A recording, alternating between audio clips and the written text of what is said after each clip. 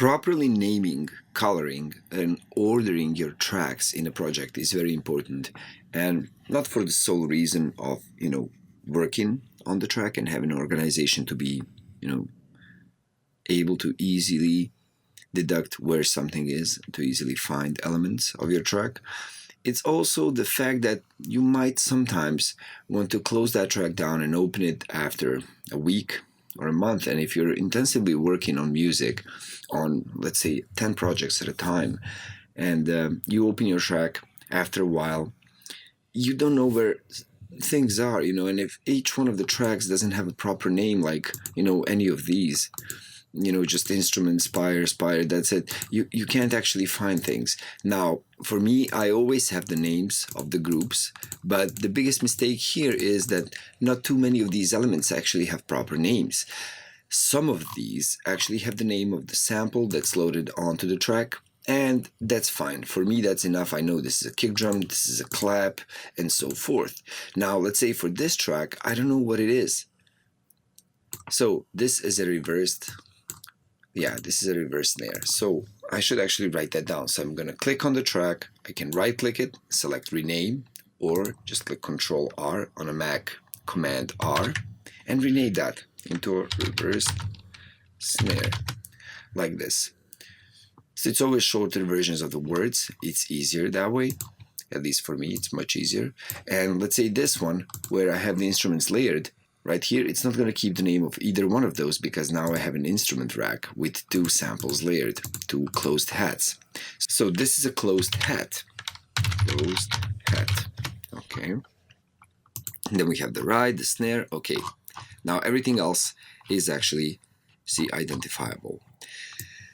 Of course, along with the names, I could have made some coloring, so that I know that all of these are actually drums. Now, they are in a drum group, so that's going to help. But I could keep, let's say, all of my drums always blue, and keep all the tracks of the drums also blue, and keep all the MIDI of those drums, all the MIDI parts, also blue.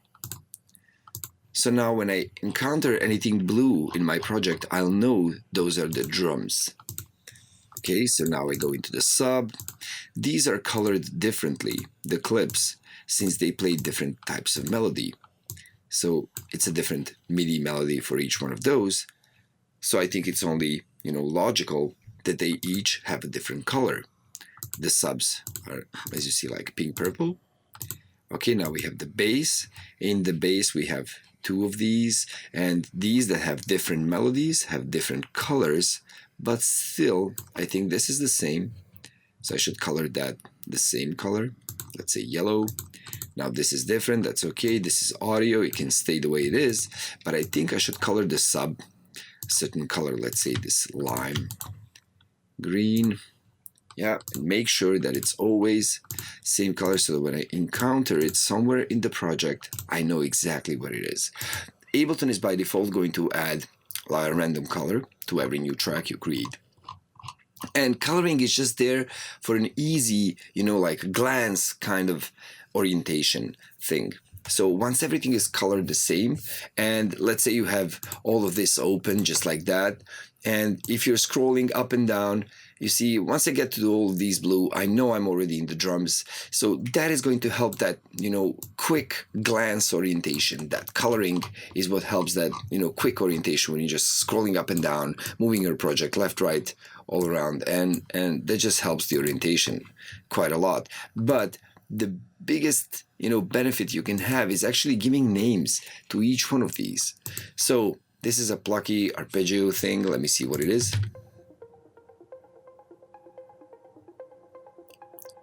So this has a proper name. What is this? So this is a vocal chop. Box chop. Okay. Next. And so on. So I go on and give names to each one of those. Or let's say boy. Quiet chop. So each one of these has a proper name that can be readable, and not only for the purpose of knowing what's on the channel, Also, imagine when you're trying to, sidechain something. So assign a compressor, and on that compressor, let me just find it and show you what I mean. So I use a compressor, I want to sidechain off of something. You see, when all of these instruments have 39 audio, it's easy to find, when you know what you're going to sidechain off of.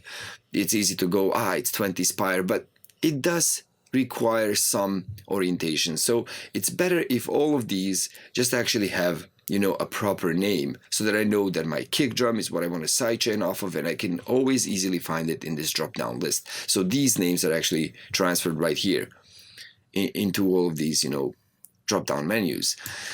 So it's much better if you have proper names for everything you have in the project. Also, if you're going to export after and send this project in stems to another producer to make a remix for you, when you open your project, it's already going to be properly named. So once you do that, and you just, export in stems automatically like this, all individual tracks, each one of those individual tracks is going to have a proper name, so that the person receiving those files is going to have some notion of what each one of those is. It's not just going to be files like audio 1, audio 2, audio 3. So that is a great benefit of having that done already. And then, if not only for your own orientation inside the project, somebody else's who is going to be maybe mixing the track for you, or maybe remixing the track for you. It's going to make it much easier, so you don't have to do that after the fact. Because imagine if you did the track, released it, let's say a month or 2, 3 months pass, and then, of course, somebody wants to remix it.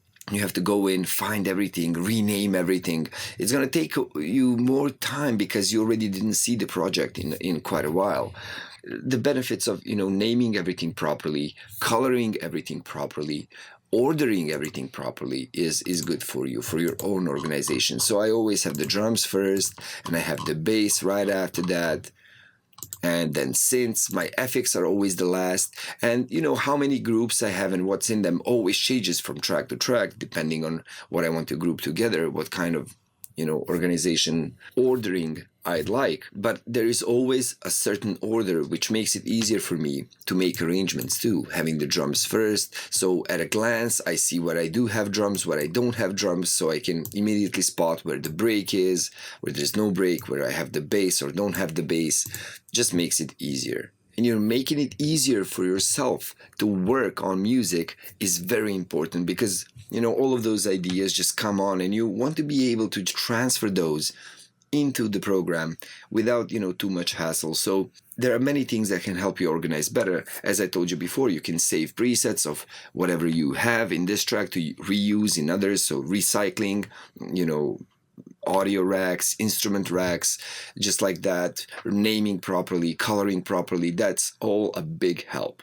And if you can help yourself, you should always use all available helpers right here, because it's going to make your life easier and your music making experience easier and faster.